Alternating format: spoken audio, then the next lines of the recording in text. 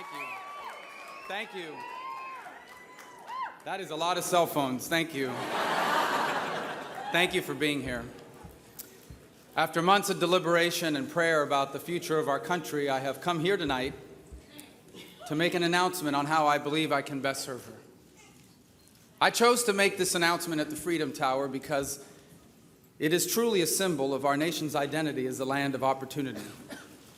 And I am more confident than ever that despite our troubles, we have it within our power to make our time another American century. In this very room, 5 decades ago, tens of thousands of Cuban exiles began their new lives in America. Their story is part of the larger story of the American miracle. How, united by a common faith in their God-given right to go as far as their talent and work would take them, a collection of immigrants and exiles, of former slaves and refugees, together built the freest and most prosperous nation ever. You see, for almost all of human history, power and wealth belonged only to a select few. Most people who have ever lived were trapped by the circumstances of their birth, destined to live the life their parents had. But America is different, because here we are the children and the grandchildren of people who refused to accept this.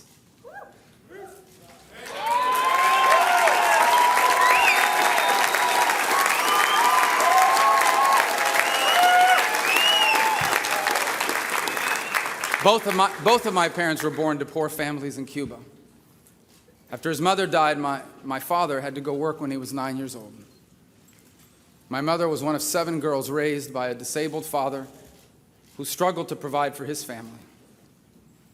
When they were young, my parents had big dreams for themselves. But because they were not born into wealth or power, their future was destined to be defined by their past. And so in 1956, they came here to America, to the one place on earth where the aspirations of people like them could be more than just dreams. Here in America, my father became a bartender. My mother, a cashier, a maid, a Kmart store clerk. They never made it big, but they were successful. 2 immigrants with little money or education found stable jobs, owned a home, retired with security, and gave all 4 of their children a life better than their own. My parents achieved what came to be known as the American dream. The problem is now too many Americans are starting to doubt whether achieving that dream is still possible. Hardworking families that are living paycheck to paycheck, one unexpected expense away from disaster. Young Americans, unable to start a career or a business or a family because they owe thousands of dollars in student loans for degrees that did not even lead to jobs. And small business owners who are left to struggle under the weight of more taxes, more regulation, and more government. Why is this happening in a country that for over 2 centuries has been defined by equality of opportunity? It's because while our people and our economy are pushing the boundaries of the 21st century, too many of our leaders and their ideas are stuck in the 20th century.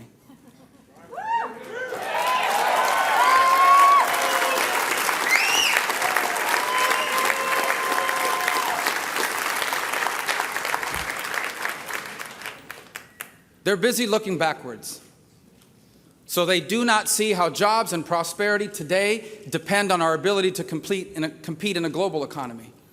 And so our leaders put us at a disadvantage by taxing and borrowing and regulating like it was 1999.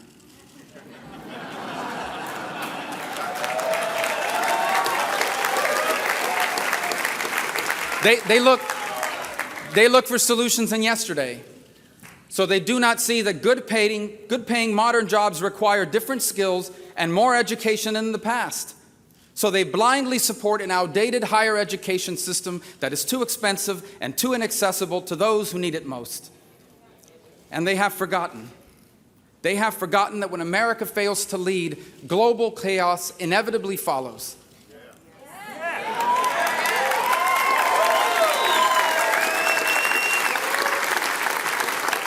And so they appease our enemies, they betray our allies, and they weaken our military.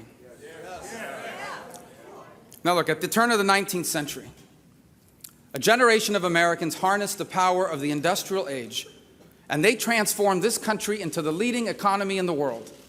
And the 20th century became the American century. Well, now the time has come for our generation to lead the way towards a new American century.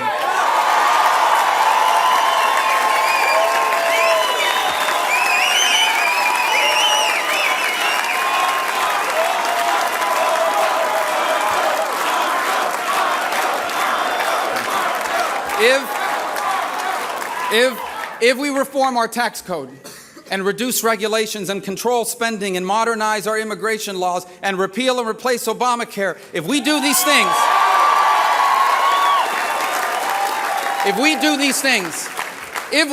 things, the American people will create millions of better paying modern jobs. If we create a 21st century system of higher education that provides working Americans the chance to acquire the skills they need, that no longer graduates students with mountains of debt and degrees that do not lead to jobs, and that graduates more students from high school ready to work, then our people will be prepared to seize their opportunities in this new economy.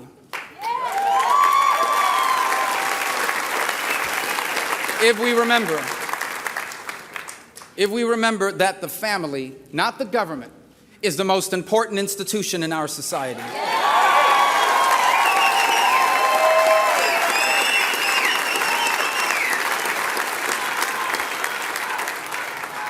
If we remember that all human life deserves protection of our laws.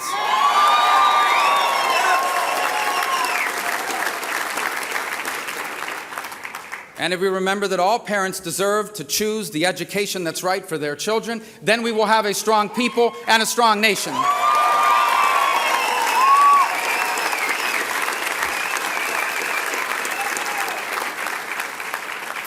And if America once again accepts the mantle of global leadership.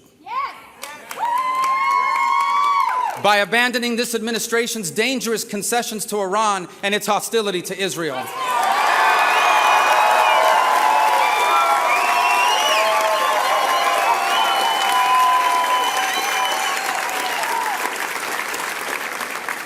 By reversing the hollowing out of our military, by giving our men and women in uniform the resources, the care, and the gratitude that they deserve.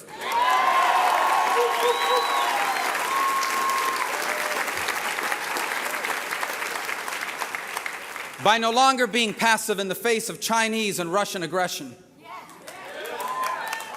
And by ending the near total disregard for the erosion of democracy and human rights around the world, especially Cuba, Venezuela, and Nicaragua.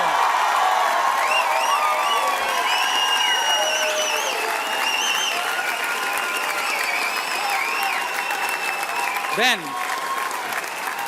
if we did these things, then our nation would be safer, our world more stable, and our people more prosperous. These are the things that we must do. But this election is not just about what laws we're going to pass. This election is a generational choice about what kind of country we will be. Now, just yesterday, a leader from yesterday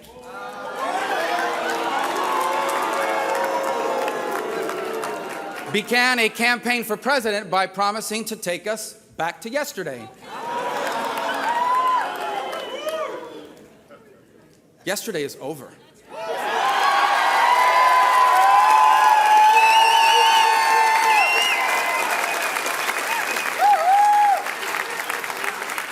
And we're never going back. You see, we Americans are proud of our history, but our country has always been about the future. And before us now is the opportunity to author the greatest chapter yet in the amazing story of America. But we can't do that by going back to the leaders and ideas of the past. We must change the decisions we are making by changing the people who are making them.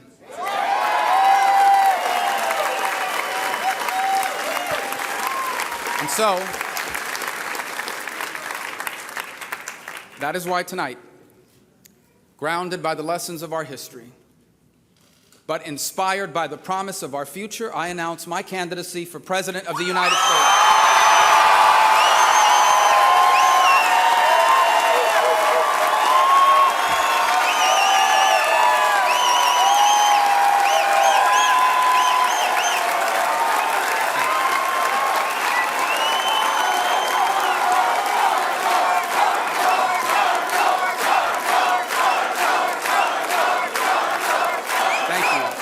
Now look,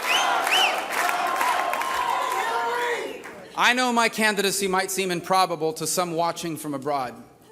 After all, in many countries, the highest office in the land is reserved for the rich and the powerful. But I live in an exceptional country. I live in an exceptional country where even the son of a bartender and a maid can have the same dreams. I live in an exceptional country where the son of a bartender and a maid could have the same dreams and the same future as those who come from power and privilege. I recognize the challenges of this campaign, and I recognize the demands of this office that I seek. But in this endeavor, as in all things, I find comfort in the ancient command: be strong and courageous. Do not tremble or be dismayed, for the Lord your God is with you wherever you go.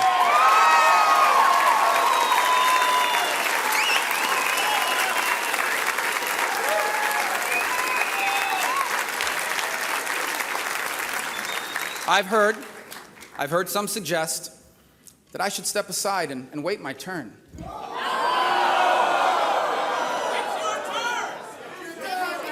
But I cannot, because I believe our very identity as an exceptional nation is at stake, and I can make a difference as president.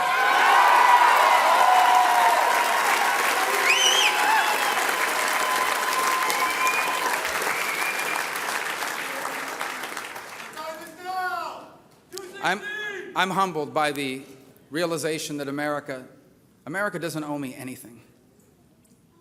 But I have a debt to America I must try to repay. This isn't just the country where I was born. America is literally the place that changed my family's history. I regret that my father did not live to see this day in person. He used to tell me all the time, he used to tell us all the time, en este país ustedes van a poder lograr todas las cosas que nosotros no pudimos. In this country.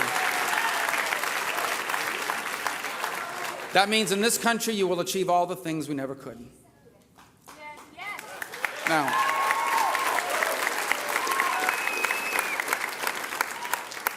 on the days when I'm tired or discouraged, I remember the sounds of his keys jingling at the front door of our home, well past midnight, as he returned from another long day at work. When I was younger, I didn't fully appreciate all he did for us. But now, as my own children grow older, I more fully understand. You see, my father was grateful for the work he had, but that was not the life he wanted for his children. He wanted all the dreams he once had for himself to come true for us. He wanted all the doors that closed for him to open for me. And so my father stood behind a small portable bar in the back of a room for all those years, so that tonight I could stand behind this podium in front of this room and this nation.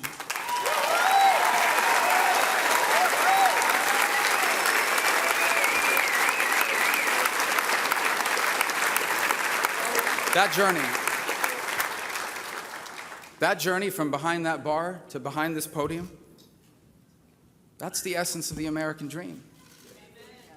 And whether we remain a special country will depend on whether that journey is still possible for those who are trying to make it right now. The single mother who works long hours for little pay so her children don't have to struggle the way she has to. The young student who takes 2 buses before dawn to attend a better school halfway across town.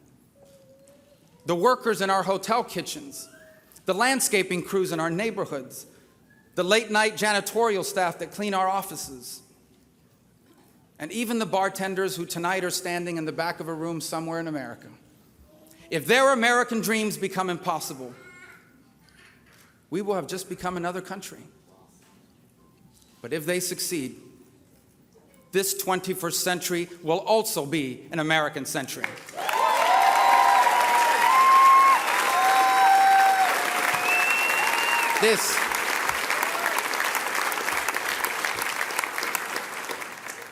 This will be the message of my campaign and the purpose of my presidency. And to succeed on this journey, I will need your prayers and your support and ultimately your vote.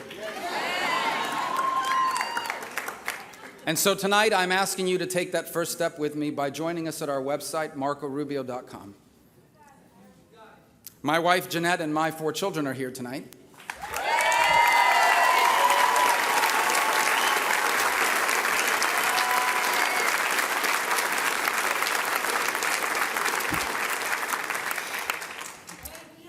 The next 19 months will take me far away from home. I'll miss watching Amanda run track, and Daniela play volleyball, and Anthony play football, and Dominic play soccer. But I have chosen this course because this election is about them.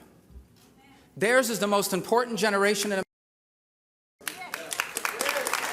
And I'll tell you why.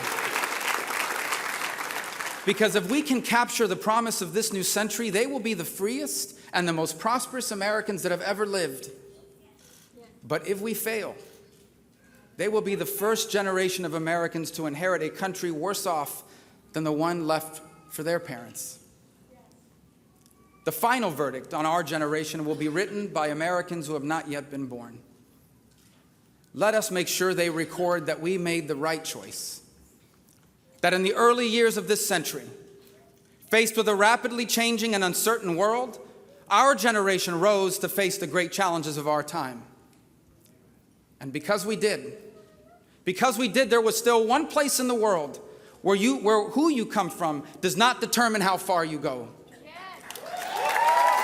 Because we did, the American miracle lived on.